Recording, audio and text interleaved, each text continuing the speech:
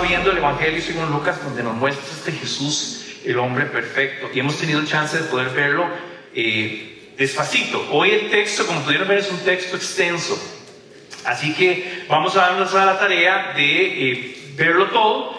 Y quisiera tal vez proponer que este texto, a pesar de que es extenso, hay un tema que tiene que ver con el reino que pareciera conectar lo que Jesús está compartiendo. Jesús no solo está hablando a sus discípulos, sino que está hablando a todas las personas que están cerca de él. Sobre todo porque hay unas preguntas interesantes que vienen del grupo de los religiosos, de los fariseos. Entonces, el título de esta mañana es que vamos a hablar del reino, del gran reino de puerta estrecha, lo cual de entrada podría presentar una contradicción. Pero vamos a ver en el texto cómo Jesús habla del reino, habla de la puerta estrecha, inclusive introduce al final un lamento. Así que hoy vamos a ver esto dividido en esas tres secciones. Pero bueno, quería comentarles algo interesante que estuve pensando con respecto al concepto de reino, reinos e imperios, que son palabras que se han usado para referirse básicamente al mismo fenómeno humano. Y algo que me encontré que era interesante es que actualmente hay 43 estados que se consideran en un ejercicio de reino, que están vinculados con un reino. Lo cual a mí me sorprendió. Yo pensé que eran algunos países que tenían esta figura de un reino, de un reinado, de una familia real. Probablemente el primer lugar que se les viene a la mente es el Reino Unido, ¿no? Que es probablemente el reinado más mediático y más popular, y probablemente de los más antiguos también, por lo menos de la era moderna. Pero entonces estoy integrando un poco de eso, y por ejemplo en Asia hay 13 países que se consideran vinculados o que están representados por un reino. En Europa hay 12. No es de extrañarse porque es uno de los lugares que conserva más este ejercicio de traducción de reinos. En América hay 9, lo cual me sorprendió mucho más. 9, y ahí estoy indagando, que tiene que ver mucho con estas islas del Caribe que tienen un vínculo con el reino de Reino Unido. O sea, que consideran que están bajo la representación del reino inglés. En Oceanía hay 6, y en África, que esto también me sorprendió, hay 3. O sea, en África es el continente que tiene menos representación de este ejercicio de un reino. Pero la pregunta era, y yo me decía, bueno, ¿qué es un reino ahora? Porque ciertamente ha cambiado mucho. Reino es cualquier dominio geográfico, o sea, cualquier locación específica geográfica que está dominada, que está gobernada por un rey. Y obviamente en esa dinámica está bajo la autoridad de ese rey y las leyes y las normas que este reino instituye. Prácticamente en un reinado que es distinto, por ejemplo, a una democracia, que tal vez es la cosmovisión que tenemos más presente nosotros, sobre todo como costarricenses. Entonces me hacía la pregunta porque de repente toda la dinámica de un reino y un rey a un costarricense no le resuena mucho. Nosotros tenemos una historia de pertenecer a un reino, ¿verdad? ¿Alguien sabe a cuál reino pertenecía a Costa Rica? Al reino español, ¿verdad? Y éramos parte de la Capitanía General de Guatemala. Estoy, pero brillante en estudios sociales, no me pregunten nada más. Entonces es curioso porque es parte de nuestra historia. Además, nuestra historia no es tan antigua, pero nosotros no tenemos esa conciencia. Y muchos pensarían que esta figura ya es un poco, y en parte lo puede ser, un poco tradicional, como antigua. Lo cierto del caso es que también hay varios tipos en los que los reinos se ejercen. Hay al menos 2. Hay reinados donde el rey y la familia real tienen una figura representativa, pero no tiene una dinámica ejecutiva. O sea, no ejerce un gobierno, sino que representa un gobierno. Más desde la protocolaridad de las cosas, más desde la imagen de un reino, de un país, pero no necesariamente que ellos están legislando o están haciendo las leyes o ejecutando las leyes. Ese es un tipo. Un ejemplo de eso puede ser el británico, ¿no? El de España también, el de Bélgica. Así que Dinamarca, Noruega, tiene varias de estas tradiciones donde es un ejercicio de tradición. Es parte de su cultura, pero no está inmerso en una toma de decisiones. Ahora, hay otro tipo de reinos donde sí hay un rey, y determina todas las cosas y tiene injerencia ejecutiva de cosas. Ahora, traigo a colación todo este tema de reinos y reyes, porque el tema de hoy nos lleva por ahí. En esta primera sección vamos a notar, aquí Jesús va a hablar del reino y va a describir el reino. En esta otra sección de acá, Jesús va a hablar de la puerta del reino. Ahí dice reino y ahí dice puerta. Yo iba a ser doctor, pero me faltaron 7 años nada más. Y en esta última parte vamos a escuchar un lamento. Y ese lamento está asociado además con un reino. Quiero mostrarlo tal vez en el texto específicamente, porque de hecho comienza con estas 2 frases parabólicas o 2 oraciones donde dice, ¿a qué se parece el reino de Dios? Y hace una primera comparación. Después dice, ¿con qué voy a comparar el reino de Dios? Y nos ofrece otra comparación. Más adelante viene una pregunta, van a ser pocos los que van a salvarse. Y Jesús da toda una explicación respecto. Y aunque van a ver que no necesariamente responde la pregunta, todavía el ejercicio de la pregunta está en función de un reino. Y dice que vamos a participar de un banquete en el reino de Dios. Y ese mismo hilo temático con respecto al reino viene cuando cierta persona que representa un reino, que es este que está aquí, fuera Herodes, tiene intenciones con Jesús. Intenciones, por supuesto, que son de generar una tensión. Pero además viene esta expresión que dice Jerusalén, Jerusalén. Alguien podría decir, pero Jerusalén es un reino. Bueno, era la capital del reino de Israel. Así que estas 3 secciones que vamos a ver, donde Jesús habla del reino, describe el reino, después Jesús va a decir cómo es la puerta de ese reino, cómo es el ejercicio de los que quieren entrar y quiénes son los que podrán entrar. Y finalmente termina con un lamento haciendo referencia de que Jerusalén es la capital, es un pueblo, es donde está la ciudad de Israel, pero es representativa de Israel. O sea, una manera en que el texto podría también decirnos esto es Israel, Israel. O sea, el lamento no es solo por Jerusalén como comunidad, como pueblo, sino como representativo de lo que podríamos haber llamado el reino de Israel. Entonces, teniendo eso en mente, voy a pedirles que nos enfoquemos entonces en esta primera sección. Y como les decía, esta primera sección enfoca en esta idea de Jesús hablando del reino y usa este ejercicio de parábolas. Las parábolas son un ofrecimiento de comparativo. En este caso es muy obvio porque dice, ¿a qué se parece el reino? ¿A qué voy a compararlo? Jesús lo que está haciendo con este ejercicio de parábolas, que además sabemos que era su forma preferida de referirse a las cosas, él dice, ¿a qué se parece el reino de Dios? ¿Con qué lo voy a comparar? Y lo primero que hace es ofrecernos una metáfora de la parte botánica. Y dice, se parece a una semilla de mostaza. ¿Alguien ha visto una semilla de mostaza? Es de las más chiquititas. Jesús usa además la semilla de mostaza porque es un arbusto que literalmente crecía a las orillas de las calles y los caminos en Jerusalén. Es muy pequeñita y claro, él dice, la semilla de mostaza, un hombre sembró en un huerto, pero esta creció y creció hasta convertirse en un árbol. Y tal vez aquí la idea de un árbol, uno piensa en un tronco frondoso de un árbol, al estilo de nosotros.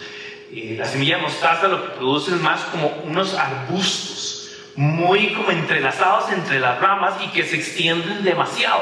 Entonces esos arbustos podían crecer mucho, 3,5 metros, 4.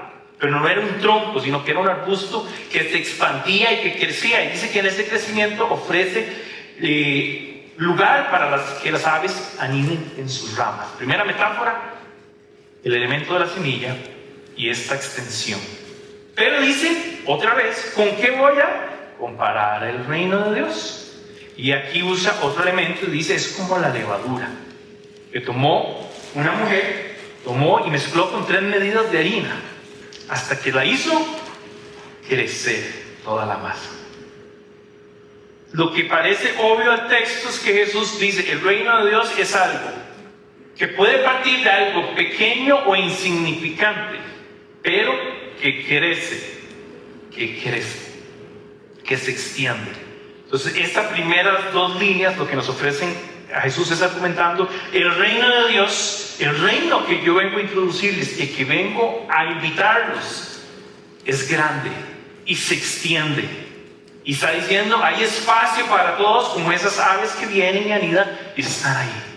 En el caso de la levadura es interesante. Si usted ha visto la levadura, también es una pizca de levadura hace que toda la masa fermente. ¿Y qué hace la masa? Dice que de esas 3 medidas de harina se hacía una grana. Interesante, atención con la levadura, porque en el texto bíblico muchas veces ofrece metáforas donde la levadura tiene una connotación negativa. En este caso la levadura no tiene una connotación negativa, sino más bien pretende que el que está escuchando esto entienda que hay un elemento pequeño que hizo surgir algo grande. Así que en sus notas, voy a leer para ustedes, es muy rápido. Jesús compara el reino de Dios con una pequeña semilla de mostaza que crece hasta convertirse en un árbol, un arbusto muy grande. Que al igual que la levadura, a partir de un elemento muy pequeño, tiene un efecto, que hace crecer exponencialmente. Jesús categóricamente está diciendo que el reino de Dios es grande, es espacioso, es vasto. Podemos inclusive entender que Jesús mismo y su mensaje del Evangelio son parte de esa semilla que da fruto, que se extiende, y que ya en otras parábolas hemos mencionado como la famosa parábola del sembrador. ¿Cuál era la semilla en la parábola del sembrador? La palabra. Dicen que esa palabra, cuando encuentra una tierra fértil, que da fruto. Y ese fruto muchas veces en el Nuevo Testamento habla del fruto y habla de un fruto que es exponencial. No es el fruto normal, pero es un fruto que es mayor que lo normal, que sorprende, que es exponencialmente grande. Algo que me encanta es que Jesús mismo se presenta como esa semilla que fue plantada por el Padre, que cae y que muere y que da paso al reino de los cielos. Note lo que dice Juan 12, 23, 24.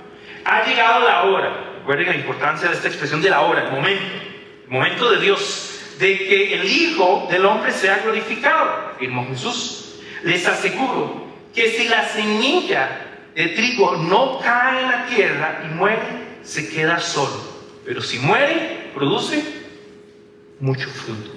Me encanta porque otra vez aquí Jesús, entre las metáforas, aquí está haciendo una mezcla, está diciendo no solo que la semilla es de mi palabra y es la palabra del Padre, que el Padre les ha revelado, sino que la semilla soy yo. Y parece que este Dios soberano, que es el dueño de la plantación, deposita a su Hijo y lo siembra. Pero lo que pasa con una semilla es que para que la semilla germine y crezca y dé fruto, la semilla tiene que morir. Hay un elemento muy importante y es que Dios Todopoderoso, soberano, sembró a su Hijo desde la excelencia del cielo y las perfecciones de Dios, lo siembra en la tierra, y vamos a ver qué tipo de tierra, y da un fruto que da paso y que revela el reino de Dios. Eso es en parte lo que está implícito, lo que está diciendo. La profecía también señalaba a Jesús como un vástago y como una raíz seca. Isaías 53, 1 al 3, si usted lee todos Isaías 53, se va a dar cuenta que es una descripción de un Jesús que está sufriendo y que a todas luces es despreciado y es señalado y es descartado por las personas. Y al inicio nos ofrece esto en los primeros 3 versículos. ¿Quién ha creído a nuestro mensaje? Ven que la palabra es clave. ¿Y a quién se ha revelado el brazo del Señor? Dice, creció en su presencia como un vástago tierno. ¿Sabes qué es un vástago, verdad? Es como la germinación de una pequeña planta. Es como el inicio, que apenas está surgiendo. Y dice que como raíz de tierra seca. El ser humano y la realidad del pecado es la descripción de un terreno árido y seco. Pero Dios Todopoderoso sembró ese vástago, esa semilla, esa raíz en tierra seca.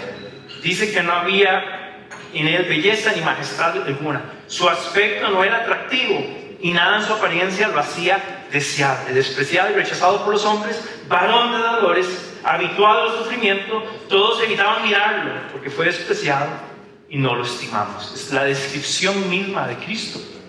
Sobre todo algunos señalan la descripción misma de Cristo en el momento de la cruz. ¿Quién quería ver esa imagen? Pero la cruz es esa referencia de que lo que el Padre trajo para traer vida y justificación a nosotros estaba sucediendo plantado. A mí me encanta la idea de que la cruz está plantada en la tierra más árida y más seca. Pero la cruz es esa conexión ese nexo entre el Padre, o entre el Padre más bien, y la humanidad. Pues claro que sí, el reino es vasto, es grande, es extenso, pero ese reino llega a ser y llega a plantarse por la acción de Cristo, por quien es Él en el acto salvífico y sacrificial de la cruz, pero también por el poder de su palabra. Jesús es la semilla, Jesús da pie y abre la puerta además al reino. El reino de Dios tiene un carácter físico presente, ojo con eso, por medio del Espíritu Santo. Él está en la vida de la iglesia. Nosotros somos parte, y escucha esto porque es importante, somos ya parte del reino de Dios. ¿Quién te invitó ahí? Cristo mismo. El Padre mismo a través del Hijo te está llamando, ¿no? Pero ojo con esto, sobre todo también es de carácter eterno, por revelarse mientras aguardamos la redención de todas las cosas. Lo que quiero decir con esto es que la iglesia es parte del reino de Dios. Y ojo con esto, no es que la iglesia es el reino de Dios. Ojo, la iglesia es parte del reino de Dios. Pero el reino de Dios es más grande y más vasto que la iglesia. Pero la iglesia es como un representante del reino de Dios en la realidad de la cotidianidad humana. Pero hay un carácter eterno, espiritual del reino de Dios que además todos aguardamos por cumplirse en plenitud. Eso es cuando usted y yo ya no suframos más y no adolecemos de problemas y de circunstancias, ni suframos por la enfermedad, sino que aguardamos la redención de todas las cosas, donde entonces sí, el reino de Dios en pleno, estaremos todos con cuerpos glorificados. ¿Cuántos dicen amén?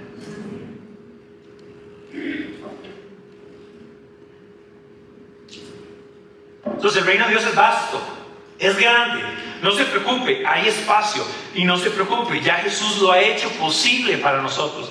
Él trajo el reino. Juan el Bautista, la semana pasada hablábamos de esto. Juan el Bautista anunciaba que arrepiéntanse porque el reino de Dios se ha acercado. O sea, el Padre ha extendido y ha traído la semilla. Es más o menos por donde vamos. Entonces, esta primera sección nos ofrece esta idea del reino, nos distingue el reino y dice: el reino está presente, el reino crece y crece exponencialmente. En medio de eso, entonces viene esta otra sección, sí, del 22 al 30. Voy a leerlo para ustedes de nuevo. Continuando su viaje por Jerusalén, recuerden que él está camino a Jerusalén. En medio de esto, Jesús enseñaba a los pueblos y a las aldeas por donde pasaba. Viene la pregunta: Señor, ¿son pocos los que van a salvarse? Esta pregunta es curiosa y hay que entenderla desde varias perspectivas. Cuando usted y yo escuchamos la palabra van a salvarse, tenemos ya en mente una condición espiritual. O sea, vamos a ser salvos de perecer y vamos a ser salvos libres del pecado para tener parte con Dios en la eternidad. Esa es más como la cosmovisión cristiana al día de hoy. Para quien está haciendo esta pregunta, un judío del primer siglo, probablemente no solo tiene esa connotación espiritual, más bien, o probablemente tiene una connotación también física. Y física en el sentido de si su reino, el pueblo de Israel, iba a prosperar o no, iba a continuar o no. Recuerden que ellos no tienen el carácter espiritual que nosotros tenemos de las cosas, ni la realidad. Así que la pregunta, ¿son pocos los que van a salvarse?, implica un montón de cosas. Digo eso ahí para que ojalá usted pueda leer e indagar un poco más. Y esa fue la pregunta a la cual Jesús responde.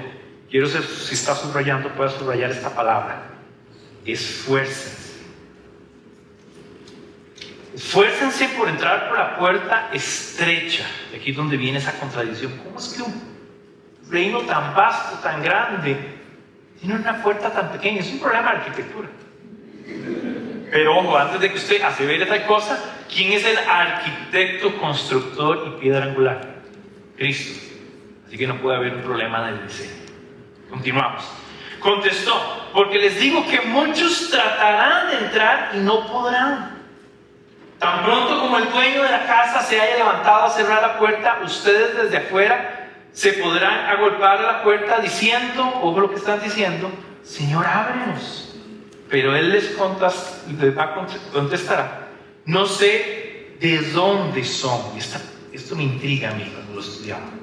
No sé de dónde son ustedes, no sé si en parte, uso entre comillas, porque es parte de mi lucha con el texto de tratar de entender por qué el dónde. No sé de dónde son ustedes, no sé si está diciendo, no sé de cuál reino son ustedes.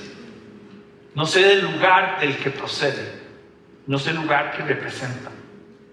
Y entonces dirán, pero comimos y bebimos contigo y tú enseñaste en nuestras plazas. Pero él les contestará, otra vez les repito, no sé de dónde son ustedes. Esta palabra es tan fuerte. Voy a ponerla en morado.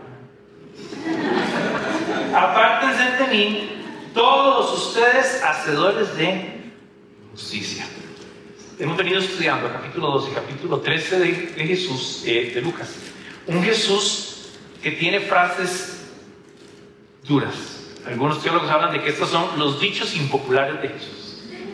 Sí, porque habla de la justicia de Dios, que es categórica, que dice nadie se escapa del juicio y del escrutinio de Dios.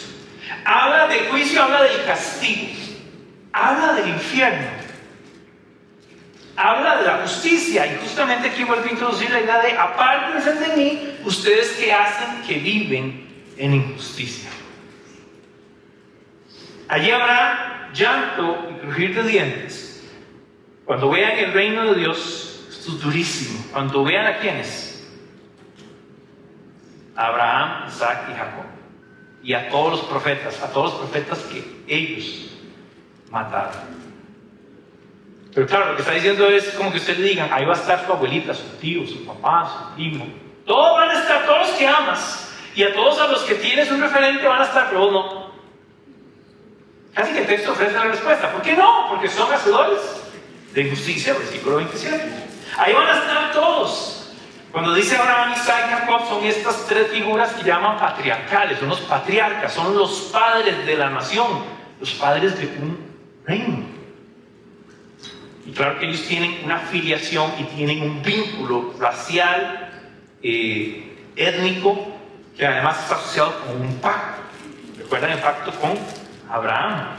¿Verdad? Que se cumple en Isaac, y de la nación de Jacob viene la nación de Israel. Entonces lo que está diciendo es, de donde ustedes surgieron, estas tres imágenes tan representativas tienen parte conmigo, porque su fe se le fue tomado como justicia. Y además todos los profetas que ustedes por la historia han asesinado. Dice que ustedes van a ser echados fuera. Habrá quienes lleguen del occidente, del oriente y del occidente, y del norte y del sur, y participarán del banquete de donde, vean lo que estamos hablando. Estamos hablando de el reino de Dios. Está diciendo el banquete.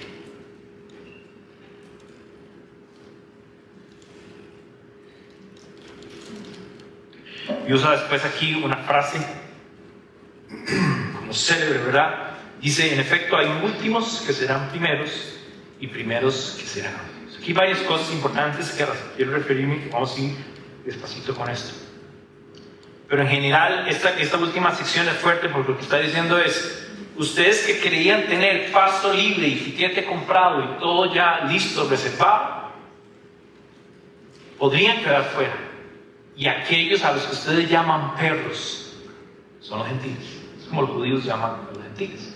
Aquellos perros que andan comiendo de las bruscas que caen. ¿Recuerdan el pasaje de Jesús con la mujer sirofenicia?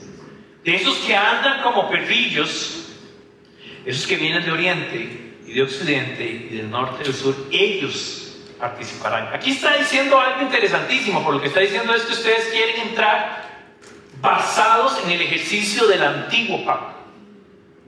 Pero el reino grande, extenso y vasto del que yo estoy hablando se refiere a un instituido en Cristo, que es esa semilla de la palabra del Evangelio, que dio su vida por nosotros para abrir, como dice Hebreos, un camino nuevo y vivo, un camino estrecho. Ahora, lo interesante es que este camino estrecho no está haciendo una discriminación racial, más bien lo está haciendo amplio, pero al mismo tiempo lo está haciendo, es complicado. Lo abre vastamente, pero al mismo tiempo dice, es camino estrecho. Déjenme por favor desarrollar un poquito estas ideas. Versículo 24, esfuércense. Esfuércense, la palabra que usa en griego es la palabra que da origen a la palabra en español agoniza. Lo que está diciendo es agoniza por entrar o por caminar por el camino estrecho, por entrar en el reino. Lo que hace referencia es a buscar, desear, someterse y permanecer en el Evangelio con toda tu alma, tu mente y tus fuerzas. Ese agoniza conecta con el Shema, que dice que con todo lo que eres, con tus fuerzas, con tu vigor, con tu mente, con tus emociones, busca al Señor. Y anteriormente vimos en otras enseñanzas la inminente necesidad de buscarlo hoy, cuando es posible que lo podamos hallar, porque habrá momentos donde no podrá ser accesado. Hoy es a través de Cristo y está vigente esa gracia para nosotros. Advierte que el camino del Evangelio es difícil y que un simple deseo momentáneo no será suficiente para la vida de perseverancia que requiere a los que siguen y viven la fe. Ustedes dicen, Jesús el reino es grande, es hermoso, es glorioso, es vasto, pero para caminar ahí tienes que seguirme. Y si ustedes ven mi vida, probablemente nadie quisiera ser sometido a ese sufrimiento, a las implicaciones de seguir a Cristo. ¿Es fácil seguir a Cristo? No. Todos los valores que Jesús nos muestra, cierto que son buenos, todos estos principios, todas sus acciones, sus palabras, sus emociones, son buenas, pero cuando las tratas de vivir te das cuenta que te cuestan un precio, porque vives en una sociedad donde no aprecia esas cosas, y la sociedad en la que vivimos vive por otros valores. Entonces es un caminar, yo no solo diría estrecho, sino es un caminar en contra de corrientes y de fuerzas. Es complicado, ¿verdad? El contraste del camino ancho, el contraste es el camino ancho y la puerta ancha. Es interesante porque Mateo en el Sermón del Monte hace una referencia temática de esto mismo. La mayoría de los historiadores dirían que esto pasa en momentos muy diferentes, pero temáticamente hay un paralelo en Mateo 7, 13 y 14 que dice: entren por la puerta estrecha, porque es ancha la puerta y espacioso el camino que conduce a la destrucción, y muchos entran por ella, pero estrecha es la puerta y angosto es el camino que conduce a la vida, y son pocos los que la encuentran. Y claro, eso es interesante porque en Mateo él sí responde a la pregunta. Lo que está diciendo es: son más los que deciden caminar por esta senda amplia y grande y cómoda que los que están tomando la decisión de caminar por este camino estrecho, por la puerta estrecha. Versículo 25. El tiempo de la gracia de Dios se acaba. Versículo 25 dice: tan pronto como el dueño de la casa se haya levantado a cerrar la puerta. Aquí hay una acción soberana de Dios de decir: yo decido cuándo abrir y también decido cuándo cerrar. Entonces, esa acción de Dios, ese tiempo de Dios, es parte de su soberanía y es su gracia. Dice que se acaba. Y al cerrar la puerta, deja por fuera a todos aquellos, según versículo 27, hacedores de injusticia. Otros textos dicen hacedores de maldad. No respondiendo a la llamada, dejándolos, porque no respondieron a la llamada, y dejándolos en una condición de castigo. El versículo 28 dice: llanto y crujir de dientes. Nos habla del dolor y de la ira de no haber podido entrar. Los teólogos explican esto de una manera muy interesante, pero lo que dicen es que el llanto es la expresión física del dolor y la tristeza. Ahora, importante esto: el dolor y la tristeza del que este pasaje nos habla es que ellos, sabiendo, los que se quedaron afuera, ellos sabiendo que el reino es grande, vasto y es bueno, y pudiendo haber caminado para entrar, no lo lograron hacer, o no lo quisieron hacer. Entonces la manifestación del llanto es tristeza profunda, porque pudiendo haber respondido a la invitación, la negué, la rechacé. No me esforcé, no agonicé por caminar en el camino estrecho. Y el del crujir de dientes es interesantísimo, porque el crujir de dientes es la manifestación física de alguien que tiene ira. ¿Alguna vez usted ha cogido dientes de ira? Bueno, sí. Además de uno dice, bueno, yo durmiendo, no, ya es otra cosa.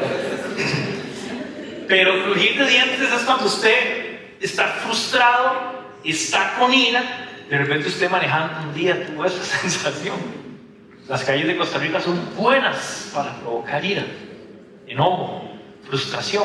Pero esta ira y este enojo y este rechinar de dientes es la ira y el enojo de que pudiendo caminar por ahí, me privé. Caminé por lo espacioso, por lo vasto. Lo cual también asevera entonces, muchos aseverarían, que el infierno se describe como este lugar donde el ser humano tendrá conciencia de que había un lugar al que podía participar, accediendo a la fe, a la gracia y a la misericordia introducida por Cristo, pero que no lo hizo. ¿Sabe qué es? ¿Sabe lo que es la conciencia humana? Es lo que usted ahorita y yo luchamos por tener la conciencia de pecado para proceder al arrepentimiento. Y en el castigo la conciencia es lo que te va a sobrar para recordarte lo que ya le dijiste que no. ¿Sí se entiende? Yo quiero retarlo de una manera muy práctica, que hoy tengas conciencia de pecado para que procedas al arrepentimiento y recibas en fe y por la gracia de Dios la salvación. Porque si no, la conciencia te va a sobrar y tamaño poco, porque es por toda la eternidad, para entonces llorar y doler y tener la ira de habiendo podido recibir eso, haberlo negado. ¿Se entiende? Entonces, claro, la descripción es muy cruda, muy fuerte. Mateo 7, 21-23, dentro del contexto del Sermón del Monte también, dice: no todo el que dice Señor, Señor, entrará al reino de los cielos. Y así que no te decir por aquello, sino solo el que ¿qué? El que hace la voluntad de mi Padre que está en el cielo. Muchos dirán en aquel día: Señor, Señor, no profetizamos en tu nombre, y en tu nombre echamos demonios e hicimos muchos milagros. Y esto acompaña el texto que leímos en Lucas, porque el texto de Lucas dice: pero te escuchamos y caminaste por las plazas y comimos unos tacos y tomamos café, Jesús, estuvimos contigo y te vimos, ¿verdad? Uno habla como de estuvimos contigo.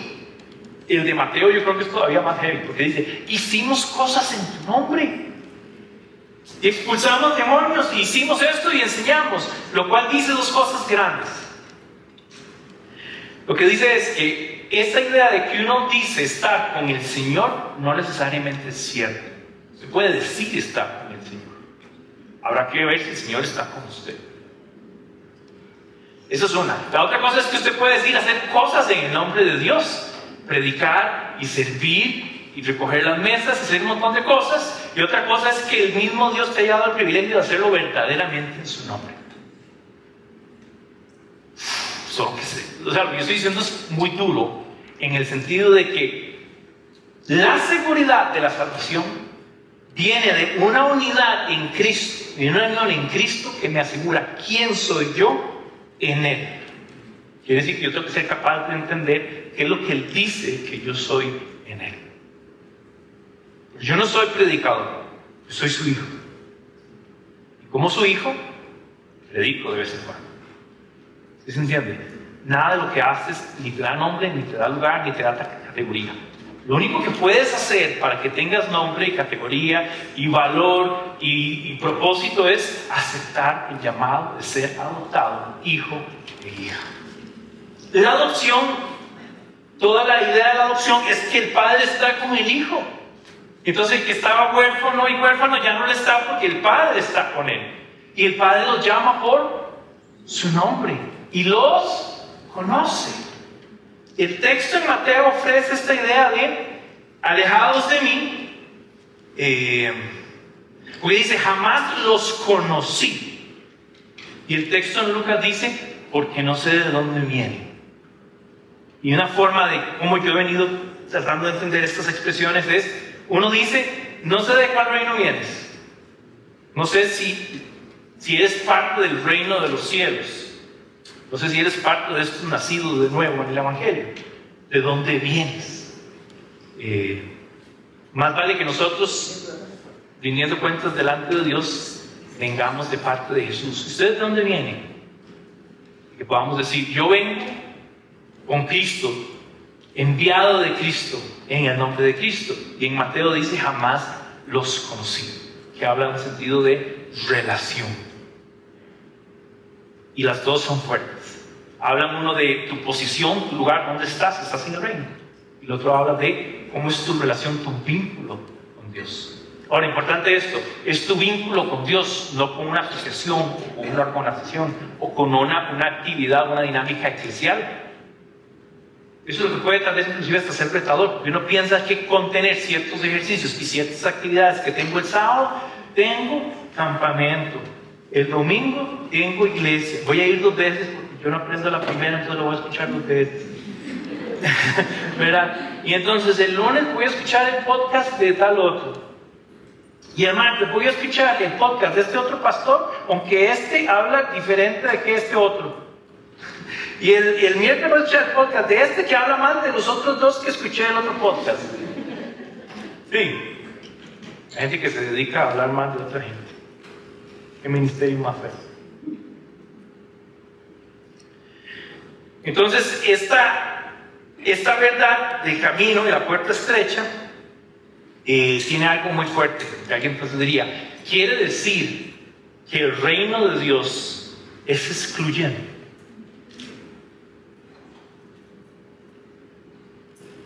Quiere decir que esa realidad del reino es excluyente. Y la respuesta es que sí. El que es grande, el que es vasto y es glorioso, también es excluyente. Porque el que va a entrar al reino lo va a hacer única y exclusivamente por y a través de Cristo. Cualquiera que llegue con otro nombre, con otra bandera, con otra idea, les van a decir, no sé de dónde vienes y no sé quién eres. No eres de los míos, no conozco tu nombre. Si mi hijo me hubiera introducido tu nombre, yo lo sabría. Yo te habría adoptado. Pero de repente rechazaste a mi hijo. La voz de parte de Dios. Quiere decir que este esfuerzo, del versículo 22, no es para la salvación. Escuche esto, quiero aclararlo. Esta idea de agonizar es perseverancia. Jamás podría ser salvo como producto del esfuerzo humano, por si acaso. Siempre la iniciativa de Dios en mostrar su gracia por medio de Cristo. El esfuerzo es para caminar perseverando y que a pesar de las dificultades inherentes de la vida cristiana podamos entenderlo también como una cruz interna que estamos viviendo y el proceso donde entonces ya no vivo más yo, sino que vive Cristo en mí. Con Él estoy juntamente crucificado. La pregunta es, ¿estás agonizando en tu caminar con Cristo? O sea, estás muriendo, estás caminando por este lugar estrecho, incómodo, difícil. Porque toda la gente me dice, allá es más amplio, allá hay aire acondicionado, allá reparten pinchos a la orilla. Ahora con los pinchos ya uno dan balea, ¿verdad? Los pinchos de queso, son gratis los pinchos. Pero esa es la realidad en la que vivimos. Es más fácil, voy con esto que es importante, que está implícito en el texto. Es más fácil parecer ser cristiano. Además vivimos en la época de las apariencias y los filtros y las portadas de Instagram y de las fotos, ¿cómo le llaman? Estéticas. Es fácil ser un cristiano estético porque es como, voy a parecer ser cristiano. Pero lo que el texto lo que está diciendo es que no es tu parecer la que te abre las puertas, es quién eres en Cristo. Y para ahí no hay para atrás. Filipenses 2, del 12 al 13, dice, así que, mis queridos hermanos, Pablo hablando, como han obedecido siempre, no solo en mi presencia, sino más ahora en mi ausencia, lleven a cabo, esta expresión es confusa, lleven a cabo su salvación con temor y temblor. Algunos han usado ese texto para aseverar, entonces hay que hacer algo propio, una obra para producir salvación. No obstante, el versículo que sigue dice, pues Dios es quien produce en ustedes tanto el querer como el hacer por su buena voluntad. El texto lo que está diciendo es, persevera en mis palabras, persevera en mi senda, persevera en mi modelo, y el mismo Dios va a poner por su voluntad el querer como el hacer.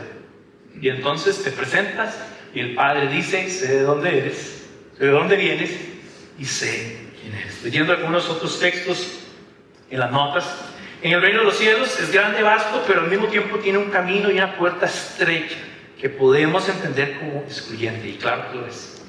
Porque quien desee pertenecer debe someterse a la autoridad de reconocer a Cristo como su Señor. Y aquí quiero ir a la introducción cuando hablaban de los reinos. Los reinos tienen como característica un lugar geográfico, de donde eres.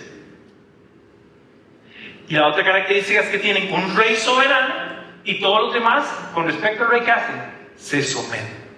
Quiere decir que caminar por la senda estrecha implica que nosotros podamos someternos a la autoridad y reconocer a Cristo como nuestro Señor y Rey. Cuando usted está delante del Rey soberano, sus opiniones, ¿quién le importa? Dios, es que yo creo, es que yo pienso, es que yo sentí. Otro día. Obedezca. Jesús es el Rey de Reyes y demanda obediencia y perseverancia. Ese es el camino estrecho. Lo paradójico de todo esto es que aunque este reino no tiene otros elementos de exclusión, como si lo tenía el reino de Israel. Ojo con esto. Donde los gentiles no tenían parte. El reino de Dios no discrimina ni por raza, ni por sexo, ni edad, nivel económico, idioma o cultura. Quiere decir que a pesar de que el camino es estrecho, todavía el reino de los cielos es más vasto y más incluyente de lo que era en el primer pacto el reino de Israel. ¿Sí se entiende lo que estoy queriendo decir con esto? Pero pone una puerta, pone un camino que es Cristo. Finalmente, como dice el texto, vendrán de todas las partes. Y aún ellos que fueron excluidos en el antiguo pacto y en el antiguo reino, ahora pueden participar por medio de Cristo de un reino glorioso. Dice la palabra de Dios de que es un nuevo pacto, un mejor pacto. Si el antiguo pacto fue glorioso, ¿cuánto más el nuevo pacto en Cristo Jesús? También conmigo ahí, vamos rápido al número 3. Me echó como un hambre ahí.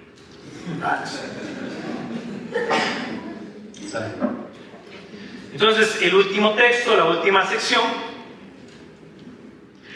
que es esta que viene del 31 al 35, dice: en ese momento se acercaron a Jesús unos fariseos. ¿A quién está hablando con Jesús? Y dice: sal de aquí y vete a otro lugar, porque Herodes quiere matarte.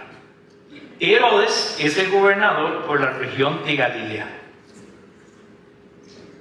Pilato era el gobernador de Roma para Judea.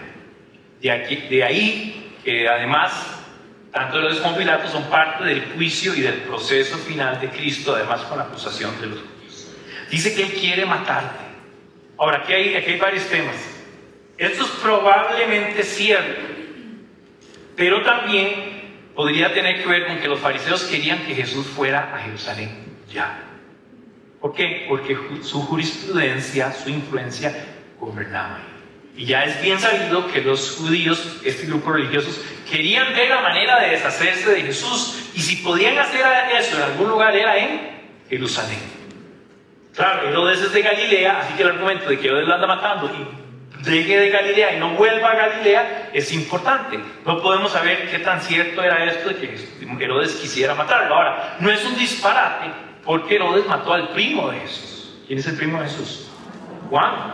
Y no lo mató bonito, así que se puede decir, ¿verdad? Entonces, eso es parte de lo que yo llamaría la tensión en el sentido político. Otra vez, hablando de reinos, estamos hablando del representante de un reino, podríamos llamar imperio también. La respuesta de Jesús me encanta, dice: vayan y díganle a ese zorro, no sé si fue así, pero ustedes se lo imaginan así. Porque no creo que Jesús haya dicho: ay, vayan, díganle a ese zorro. No, ¿verdad?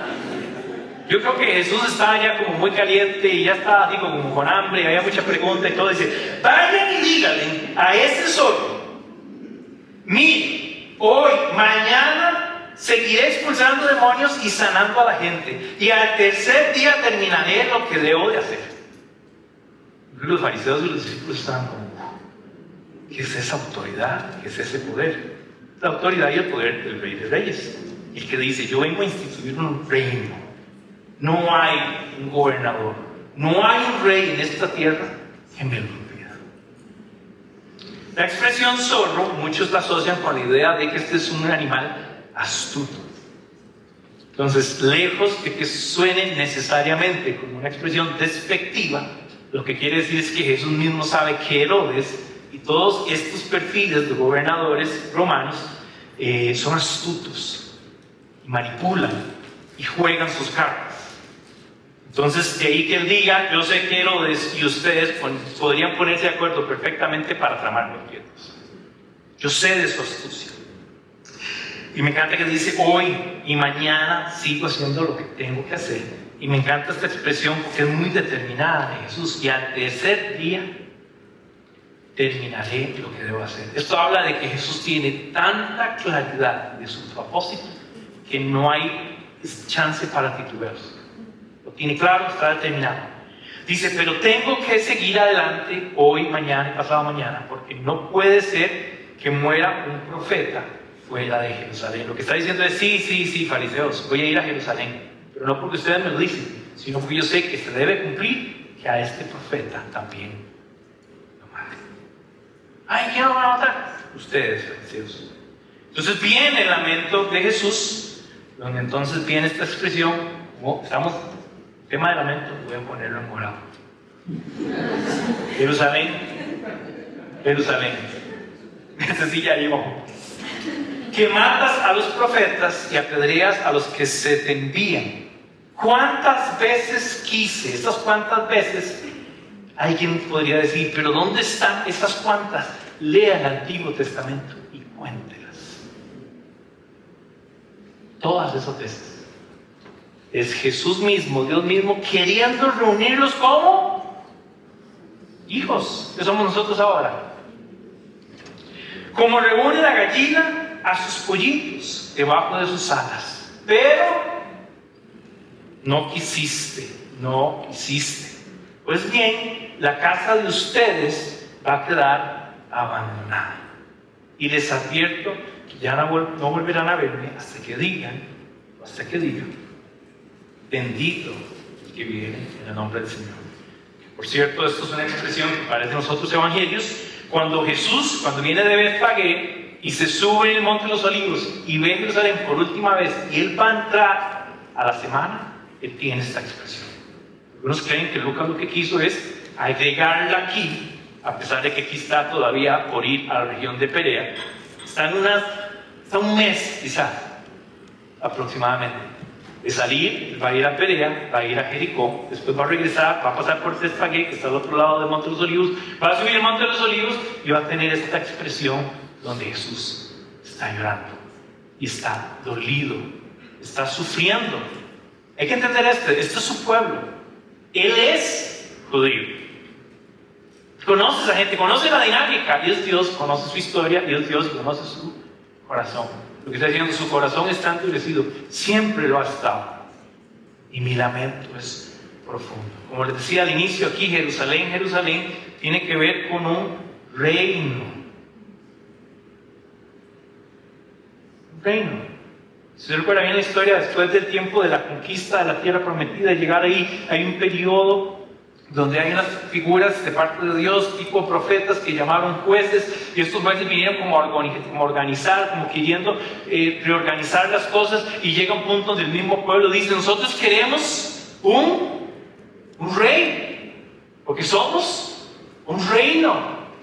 Que era una manera de decir, nosotros no queremos que Dios nos gobierne, queremos que nos gobierne alguien en poder y en autoridad, como las otras naciones. La historia de Israel es la historia de un grupo de personas que, a pesar de la revelación de Dios constante en sus vidas, siempre pidieron ser gobernados por alguien más. Ahora uno dice, ay, qué bárbaros, qué malos son. No, es exactamente su vida y es exactamente la mía. Podemos vivir gobernados por el amor, la misericordia y la gracia de Dios, pero decidimos ser gobernados por nuestras pasiones, por nuestros deseos, por nuestros anhelos. Anhelo este salario, y anhelo esta casa, y anhelo esta mujer, y anhelo estas cosas. Te gobiernan las cosas. Y entonces dejo de estar en el reino de Dios y comienzo a dejar que estos ídolos me tomen. ¿Cuántos ídolos hay en tu vida? El versículo 31 evidencia una tensión política, donde Herodes no parece estar muy cómodo con la presencia de Jesús en Galilea. Y por otro lado, los fariseos representan una tensión religiosa que presionan a Jesús y que quieren que Él permanezca y esté solo en Jerusalén. Es su lugar donde ellos pueden hacer sus cosas. La semana en la que Jesús es juzgado y crucificado, esta presión se evidencia. ¿Por qué? Porque está entonces Herodes, Pilato, y está el Sanedrín, están los religiosos, todos puestos de acuerdo para crucificar a Jesús. Versículo 32, Jesús responde sin miedo y con una expresión de autoridad que denota que Él tiene claro su propósito y que lo iba a llevar a cabo sin importar lo que el grupo político religioso intentara hacer. Jesús profetiza una vez más su muerte y su resurrección, y lo hace de una manera victoriosa. Lo que está diciendo, chiquillos, yo en 3 días arranco y jalo. Más o menos en una versión más moderna, ¿verdad? Deme 3 días yo ya acabo con ustedes. Anhelo estar con el Padre. Jesús en un momento le dice a sus discípulos: ¿hasta cuándo, chiquillos? Al 3er día terminaré lo que debo hacer. Versículo 34. El lamento de Jesús es una expresión que denota emotividad. Es una expresión de lamento dolorosa, reconociendo que la historia de Israel como nación y como reino ha sido una historia de desobediencia y de idolatría. Una nación a la que Dios se le había revelado de tantas formas en diferentes momentos, mostrándole su misericordia y su gracia una y otra vez. Ahora finalmente Israel tiene a la máxima revelación del Padre al frente. Y le dice: no es usted, no, gracias. Y sí, el pecado de Israel históricamente fue la desobediencia y la idolatría, el peor fue la incredulidad al Hijo. ¿Sí vio el proceso? De la desobediencia a la idolatría a la incredulidad. Las personas dejan de caminar en el camino estrecho por desobediencia, por idolatría y por incredulidad. A las puertas de un nuevo y un mejor pacto, Jesús lamenta que Israel no quiso recibirle para protegerlos, como esa gallina que él menciona que protege a sus pollitos y que los protege ¿de quién? El zorro. No sé si usted vio, interesantemente él habla de un zorro, que es un animal que caza y que come a sus presas favoritas, que son los pollitos. No sé si hay algo de eso de ahí, me atrevería a pensar que sí. Y solo queda ahora el dolor y el sufrimiento de una casa, de un reino desolado en decadencia. ¿Alguna vez usted ha visto algo desolado? Solo. Hay unos videos en YouTube que mi hijo me hace ver, ven y descubre la ciudad fantasma en Rusia y no sé qué. Es una gente que se mete a unas ciudades ahí que tenían unos propósitos, hay unos en China y otros en Corea, y todo es un desarrollo arquitectónico y un montón de cosas, pero no hay nadie. Los edificios están construidos y las calles hechas y todo, hay una cuestión urbana lindísima, pero una ciudad desolada, descuidada, es terriblemente, es como que conmueve y además como que genera preguntas: ¿quién hizo todo esto y por qué lo hizo? Ahora, tome en cuenta que en el año 90, en Jerusalén, ¿qué va a pasar? La ciudad va a ser quemada y devastada. O sea, las palabras de Jesús no tenían solo una especie de asociación espiritual, lo cual pues es cierto, pero también finalmente tenía una cuestión de juicio que tenía que ver con la destrucción del templo. Y es esa desolación. Jeremías, que es el famoso, conocido profeta llorón, y es profeta llorón porque en sus textos, en su profecía, en la manera en la que él revela su dolor, hay lamento y hay llanto. Por aquello que la gente dice: no, pues que el cristiano no debe estar triste, ni dolido, ni llorar. Bueno, en la Biblia hay 2 libros enteros de lamento. Yo creo que el cristiano también tiene que aprender a saber cómo lamentar. Porque sea que lo escojas o no, vas a llorar, vas a lamentar. Hasta para lamentar hay que saber. Jeremías, entre todas las cosas, en este texto, capítulo 8, versículo 18 y 22, ofrece esto. La aflicción me abruma. Fíjense quién está hablando. Jeremías es 800 años antes de Jesús. Mi clamor de mi pueblo se levanta y viene a la tierra lejana. ¿Acaso no está el Señor en Sión? ¿No está allí su rey? ¿Por qué me provocan con sus ídolos, con sus dioses inútiles y extraños? Pasó la cosecha, se acabó el verano, y nosotros no hemos sido salvados. Por la herida de mi pueblo estoy herido, estoy de luto, el terror se apoderó de mí. No queda bálsamo en Galaad, y no quedará allí un médico alguno, porque no se ha restaurado la salud de mi pueblo. Usted escucha el lamento de Jesús, escucha esto y es la misma sensación. Y una de las cosas que me hacía reflexionar viendo esta parte del texto es: el Padre siempre ha lamentado el pecado de la humanidad, lo sufre y lo duele, y Jesús y lo está haciendo. 3 cosas del texto que vimos en esta cosmovisión de un reino es cómo describe Jesús el reino de los cielos. En la parte vimos el factor excluyente, es esta puerta, este camino estrecho, que es el evangelio mismo y la vida que demanda. Y finalmente vemos un lamento de Jesús con respecto a este imperio, este reino caído, el reino de Israel. Hay mucho más tema con este tema de Israel. Creo que podemos grabar un podcast al respecto, valdría la pena para acotarlo a esto, pero no hay más tiempo y ya más bien me pasé. Y todo porque la prisa perdió ayer. Pero bueno, las aplicaciones. ¿Están conmigo?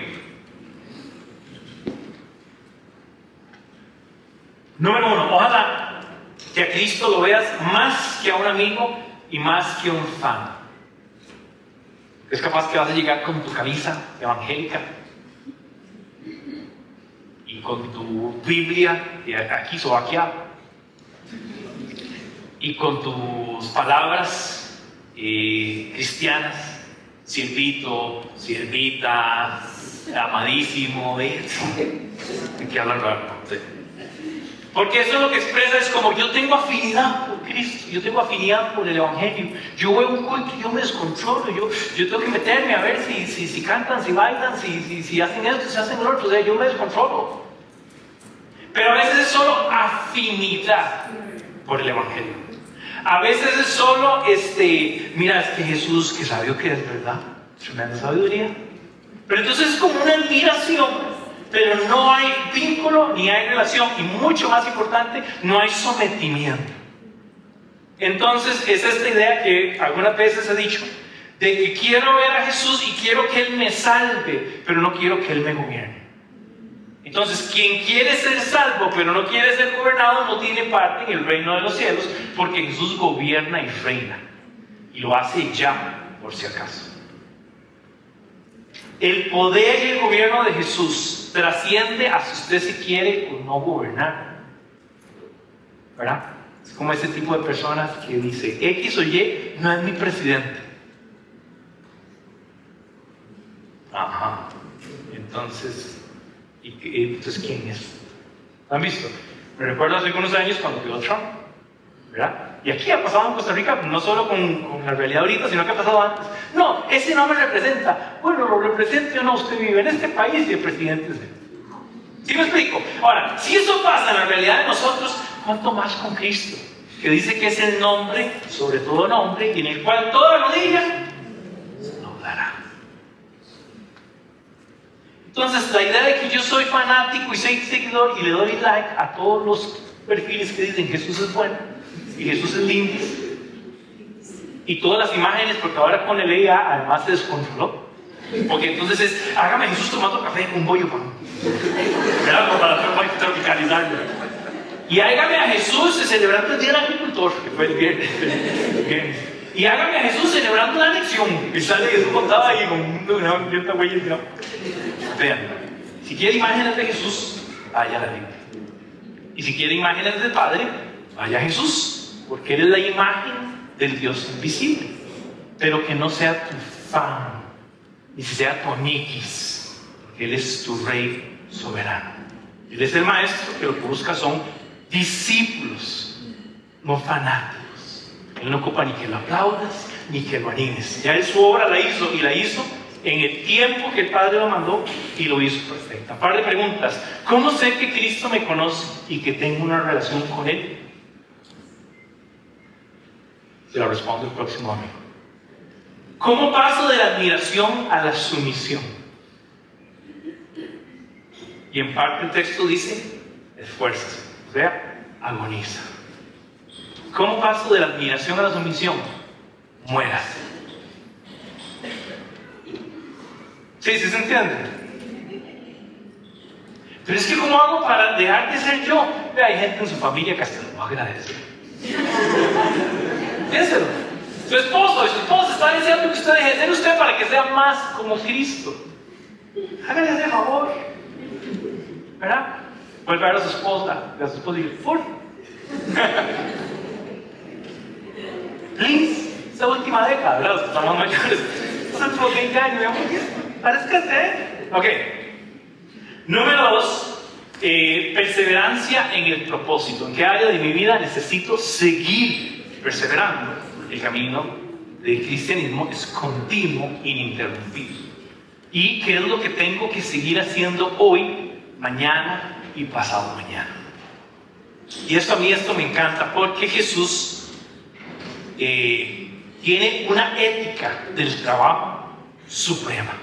Hay un texto en Juan 15 donde dice, en sábado dice, mi Padre hoy trabaja y yo también. Y todos escandalizados, hombre, ¿por qué si el sábado es un día de reposo? Es que toda la obra que Jesús hace es buena y es perfecta. Y para lo que Jesús hace, que es bueno y es perfecto, no hay día malo. Entonces, cuando usted dice, es que yo quiero hacer esto en mi vida, pero voy a esperar un mejor día, no existe un mejor día para su arrepentimiento. Para sus buenas obras, sus buenos pensamientos y para la obediencia, no hay un mañana, es hoy.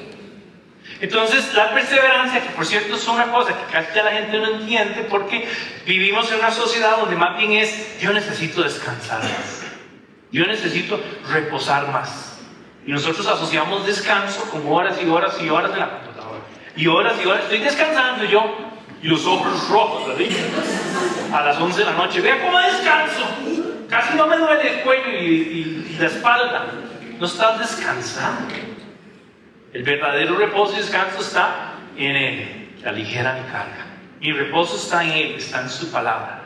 Y además, el camino de Cristo, como otro montón de cosas en su vida, es hoy, y es mañana, y es pasado mañana. Y entonces, cerebro, ¿qué vamos a hacer mañana? Le decía, me acaba de acordar Pinky. Cerebro, ¿qué vamos a hacer mañana? Lo mismo. Hoy y mañana y pasado mañana vamos a obedecer a Dios. Pero ¿de dónde aprendemos esto? Del Maestro, de Cristo. Quiere decir que hay una cosa que Él nos modela que es ininterrumpida. En nuestra generación ocupamos esa sensación de estar determinados para algo. Cuando usted se casa, los que están más jóvenes y que se están casando, su compromiso es hoy, mañana y pasado mañana. Hay una cuestión de perseverancia importante en el texto. Dice, estamos en el reino de Dios, entonces tenemos que participar del reino. Participa del reino. ¿Cuál es el papel de la iglesia en el reino de Dios? Y lo decía al inicio. La iglesia es una oficina representativa, oficial del reino de los cielos en la tierra. Es la que tiene la autoridad oficial. Y entre la autoridad oficial es compartir el evangelio, compartir su palabra, abrir los espacios, motivar el crecimiento, poder edificar a los que son del cuerpo de Cristo. Entonces, ¿cuál es el ejercicio? La invitación es participa. ¿Y cómo estoy participando activamente en el reino? Y por el reino implica lo que estás haciendo, no solo en el sentido de iglesia como un todo, sino que estoy haciendo yo. ¿Qué estoy haciendo yo? Hemos dicho esto muchas veces desde el inicio, pero nosotros deseamos, esto puede incomodar a algunos, pero Salpila perdió, entonces incomodemos nosotros. La iniciativa de la comunidad Nexo es que sea un grupo de creyentes activos. La idea de que usted solo venga y escuche y como que consuma cositas no es la idea. Tal vez usted va a pasar por una temporada en la que esa es, pero mi gran deseo como pastor es que usted esté involucrado activamente, no solo en su camino en este lugar estrecho, sino que estés caminando y apoyando y animando a otros. No queremos, honestamente, creyentes consumidores que van al súper y dicen, quiero esta, quiero estas otras, y un temacho, y quiero un pasito no sé qué, porque el otro me hace no sé qué.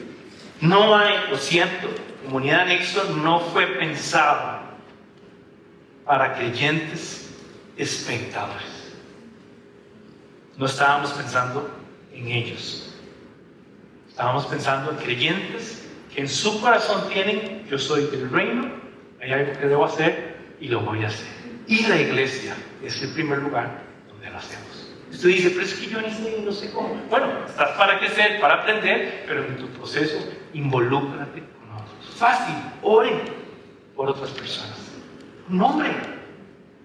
Pregúntele, ¿cómo puedo servirte esta semana? ¿Cómo puedo orar por vos esta semana? Nos tomamos un café y me cuentas qué hay de nuevo. Hasta que hay vínculos y hay relaciones que están viviendo en la realidad del reino de Dios y que tienen una influencia sobre otros. Ven.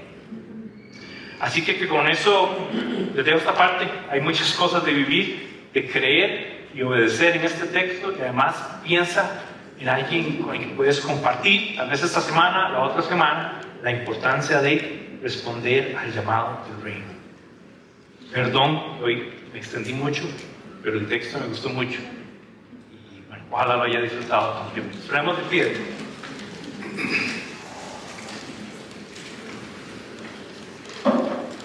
Oramos, si quieres saludar a la persona que está a tu lado, a veces saludamos al inicio o al final. Dígale, ¿qué dice que estás aquí?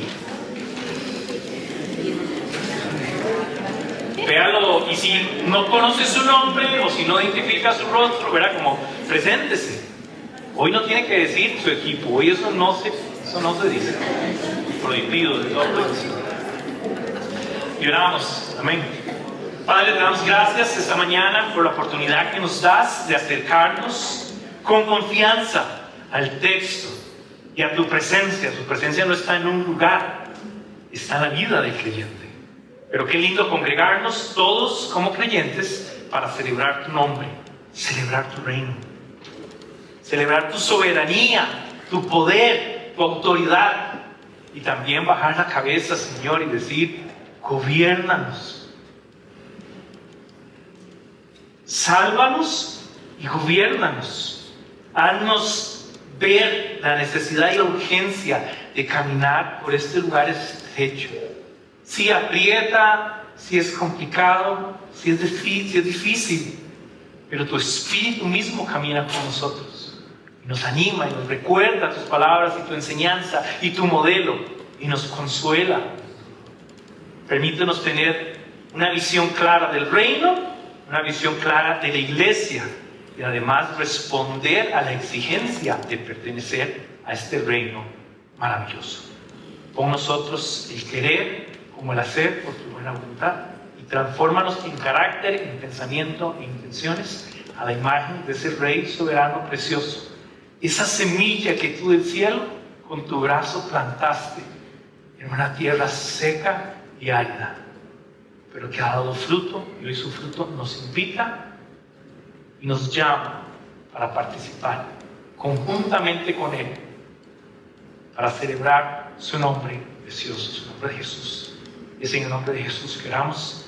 Amén y amén.